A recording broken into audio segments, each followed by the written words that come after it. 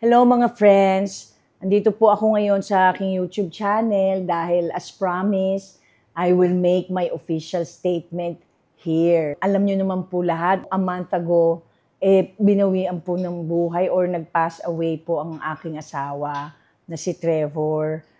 Kaya naka-block po ako kasi nagluluksa ako, nagdadalamhati bilang asawa, bilang may anak kami na innocent, na alam mo yon. So, gusto ko lang sanang i-clarify din lahat ng mga gusto kong i-clarify para rin na manahimik na rin pati soul ng asawa ko, soul ko, pati ng anak namin. Kaya ikukwento ko po sa inyo ang tunay na dahilan kung bakit po siya kinuha ni God. Pero lahat naman tayo aabot sa ganun, di ba? Kanya-kanyang oras lang. Pero para sa akin, mas maganda na alalahanin ko yung may iniwang pangbuhay ang asawa ko na si Trev, kundi si Athena, yung anak namin. Nakadugo, yun ang dugo niya talaga. Kaya siguro yung isang reason kung bakit ko gustong magtrabaho. Kasi nga, ang hirap pong magmukmok, magluksa. Kaya gusto kong magtrabaho para mag-isip ng funny, ng jokes, para tumawa. Kasi ayoko pong umabot ako sa talagang lugmok na lugmok sa kalungkutan. Dahil sudden death po ang nangyari, wala pong suicide or foul play na nangyari po sa asawa ko. Bata pa siya, pero ganun talaga siguro, di ba? Yun nga, hindi ko rin masasagot ang tanong. Kasi tanong ko din yun, bakit? Ba't ngayon, di ba, ang aga pa? Bakit bata pa? Kaya nakikita nyo rin ako na tumatawa-tawa. Kasi una, gusto ko rin maging masaya para sa energy ko din, makuha ng anak ko. Kasi ako na lang inaasahan niya na physically present. Kaya kung makikita niya akong walang katapusang 24 hours na nagmumorn, umiiyak, umiiyak na rin siya. So ngayon, nakakapaglaro-laro. Kumbaga nadidistract din niya yung mind niya. Kasi nga, naggawa kami ng mga, para lumigaya kami. At yun, magtrabaho. At syempre, alam niyo naman pong komedyante naman ng work ko. At kahit asawa ko, komedyante siya. Hindi niya gustong makitang magpakalosyang ako or mawala yung confidence ko, mag-depress. Alam mo yun, pero hindi ko sinasabing okay ako. Pero baka in denial pa din ako. Alam mo yun, kasi pagod din ako eh. Nagpunta akong Amerika. Una, ako rin nag-isip kung ano man iisip natin, baka nga ganun ang ginawa. Kaya nung nagpunta ako sa Amerika, dahil ako po yung asawa, ako lang ang may karapatang kumuha ng body niya. Ginawa ko yun from corner to maghanap ng chapel, ipag-pray, i-cremate, at bigyan po siya ng celebration of life or viewing. Ginawa ko lahat yun. At sa Amerika po yun, hindi po madali yun kasi wala naman po akong maraming kasama doon, kaibigan, or buti na lang natawid ko naman lahat. Kaya siguro ngayon medyo, yun yung pahinga, yung medyo magtrabaho ka din, tumawa-tawa ka din. Yun, lalo na kung maganda naman yung trabahong nakukuha ko. Kaya ito pa rin ang pinupuntahan namin, kung ano po yung nakikita nyong ginagawa namin. Kung maligaya man, makulit, ganun lang po talaga yon. Pero hindi ibig sabihin, okay kami na hindi kami nagluluksa. Thank you din sa mga taong nakikiramay, di ba? So, yun lang masasabi ko. Basta walang foul play, hindi nag-suicide, at saka oras na niya. Ang tawag doon, sudden death. Yun po ang sabi sa autopsy. Kaya, ayoko sanang sabihin, hindi ko naman kailangan mag-explain, ayokong mag-share, kasi ayoko sanang maging trauma ito balang araw na makita ng anak ko ito forever. Siyempre, hindi ko na mabubura itong mga kwentong kung anumang mga iba't ibang kwento na eh. Pero hindi ko naman lahat nababasa kasi nga nasa States naman kami, kaya hindi ko masyadong nababasa. Pero ngayon, para lang din magka-closure na rin ako, ang anak ko, ang pamilya niya, ang pamilya namin, di ba? Lahat, kaibigan, kahit na yung mga ibang kaibigan na kung sino mang baka rin gusto lang gumanon, eh, wala po kaming pinagsisisihan dito, kaya kami nakakatawa. Dahil nagmahalan po kami mula umpisa na nagsama kami, never po kami naghiwalay na. Talagang kami po, dalawa, mula, as in, on the very first day, alam ko na siya ang mahal ko. Hindi po ako nag-asawa ng bata, 36, 7 na po ako nag-asawa. Alam niyo yun? Tapos yung, syempre, bilang 9 years na kami, hindi naman perfect syempre ang buhay. Nag-aaway-away din. Kaya, nung last year, nag-Hawaii kami, dahil birthday niya, November 26, November 25, wedding anniversary namin, taka, ano ba yung isa? Thanksgiving, last November yon. Yun dun po kami nagkaroon ng hindi pagkakaunawaan kasi dapat pinapupunta niya kaming mag-ina sa Hawaii. Eh, hindi ko naman, biglang pumutok naman yung issue ko naman na nagka-warrant of arrest naman ako. So ako naman, kinukwento ko, pero syempre pag galit na, hindi na niya masyadong ma-absorb, English pa. Di syempre, utal-utal din ako magsabi. Nagmukhang guilty pa ang dating ko din. So kaya syempre, nagalit.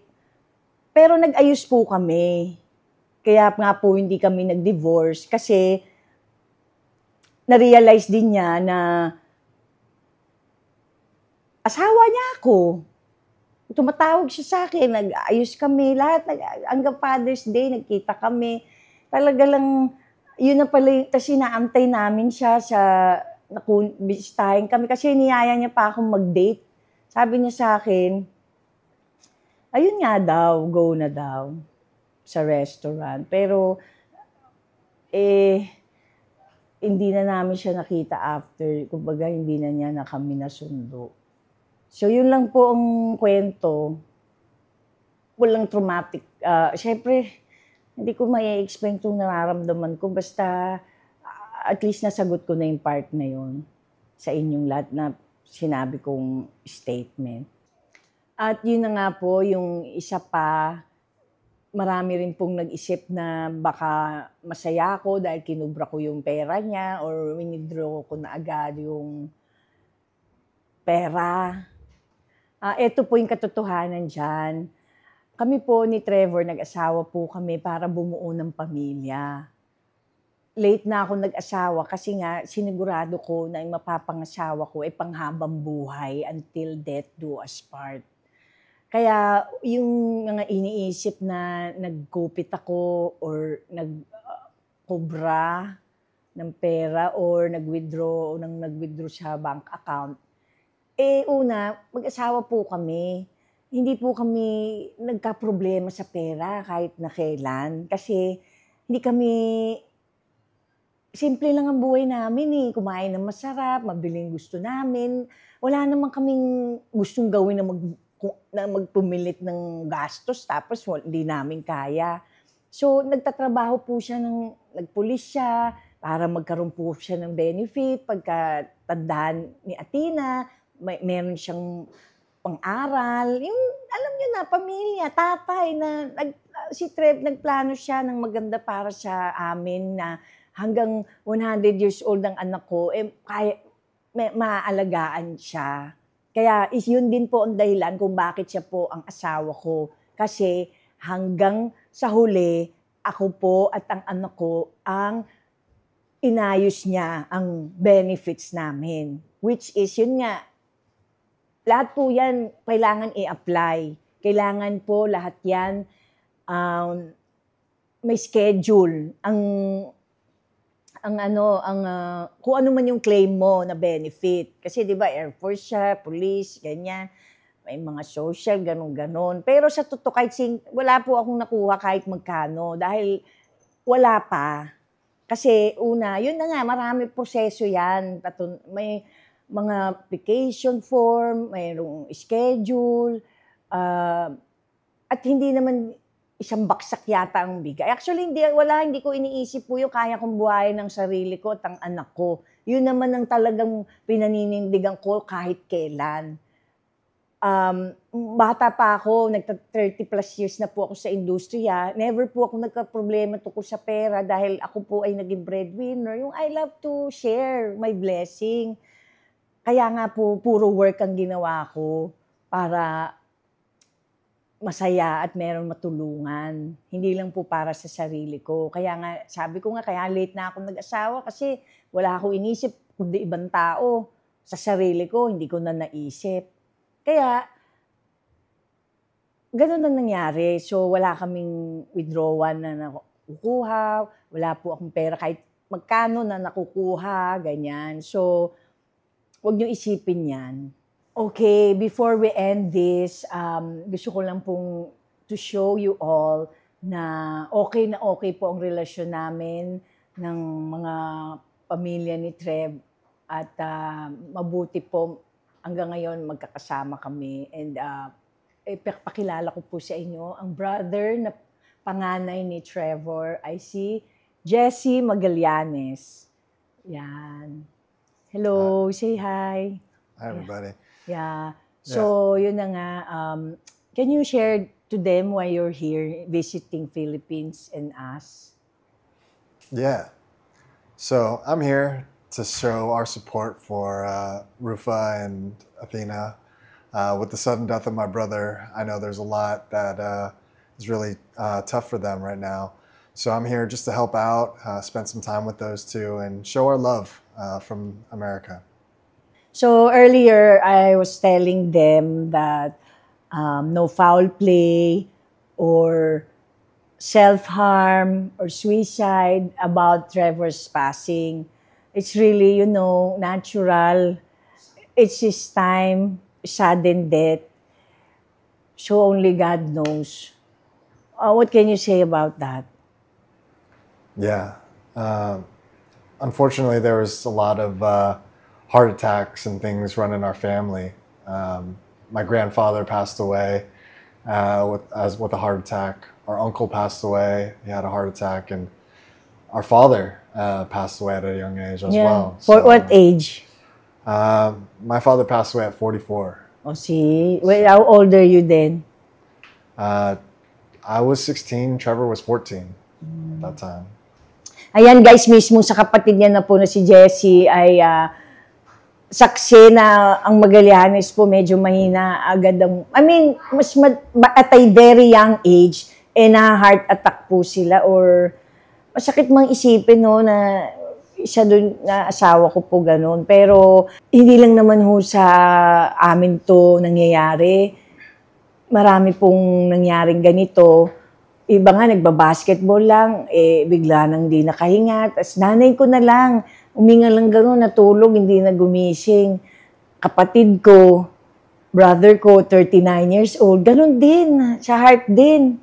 Tapos, daddy ko, nawala na rin. At 21 pa lang ako. So, alam niyo yun, lola ko na nagpalaki sa akin after 5 years. Basta tapos mami ko, kapatid ko, tapos ngayon asawa ko na. Alam niyo, after that, Jessie, I feel like dying for me now is like, hindi siya parang trahedya. It's not, for me, because before we think, somebody passed away, we're scared, we're afraid, but now, you know how I felt? I'm not gonna be afraid if someone is dying or passing. Because, it's like a part of life. Like when somebody is giving birth, there's baby, it's the same. You know what I'm saying? It's happening in everyone. Of course, siguro we're still in denial. We don't know But one thing is for sure, I'm gonna start working. Thank you, Jessie, for the good words and for being with us. And for Trev. Ayan guys ha, nasagot ko na siguro yung mga tanong ninyo. At siguro after this, we'll leave this all behind para makamove on din po ako. Hindi ko po sasabihin na makaka-move on ako, pero gusto ko pong subukan. Kaya ang gagawin ko po ay magtatrabaho. At alam niyo naman po, ang line of work ko ay comedy.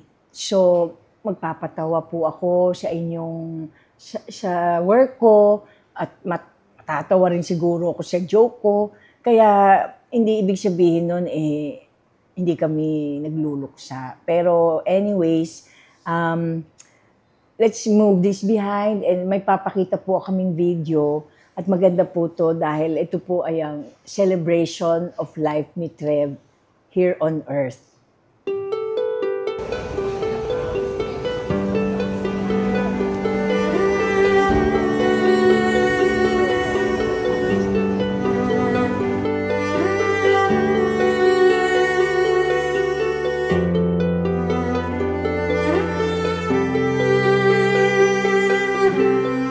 Family, country, before self. This encapsulates everything that Trevor Magallanes was. Today, we celebrate the life of Trev, a bask on the love we shared with him.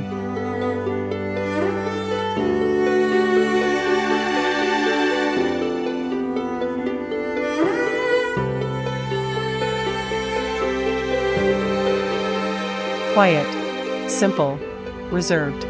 This is the Trevor we all know. A devoted son, a loving brother, a carefree friend, a dedicated husband, and portraying the best role of his life for the past 8 years, a present dad.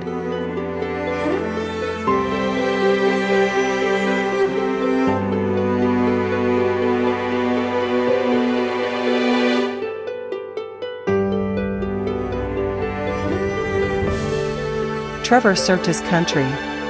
United States Air Force, San Francisco, California Police Department.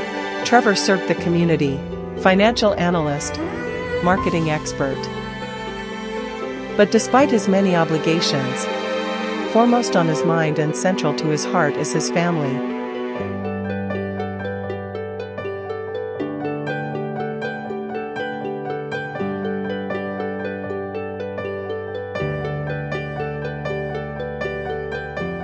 They say life begins at 40. With our dear Trevor leaving us at 40, we all have questions plaguing us. He recently bought a new car. He has plans of moving places. He prepared job applications. He was in constant communication with Athena. He has the world in front of him. The universe, massive and daunting, is ready for him to take the next step. But who among us can know what God has planned?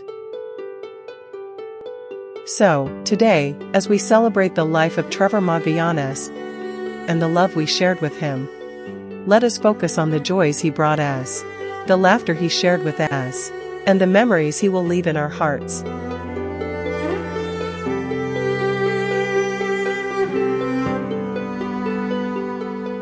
Let us give him peace. Let us send him off to the heavens with nothing but good words and fervent prayers.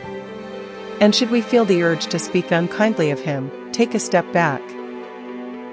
And remember all that was amazingly unique that is Trevor Magallanes.